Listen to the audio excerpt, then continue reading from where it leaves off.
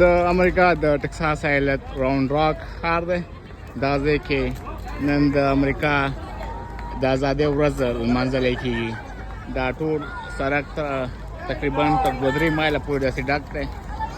د هغه موټر والا لګیا دي، چاکلیټ هم خلکو شیندي. همداسې تر 1 مایله پورې، د 3-4 مایله پورې دا سړک داسې ډک دی او رنګارنګ قسمه موټر جوړ شوي دي. په دې موټر باندې د اسلام په باره کې څه لیکل شوي دي. وایي چې اسلام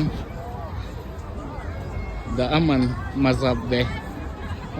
دا موټر مسلمانانو تیار کړی دی.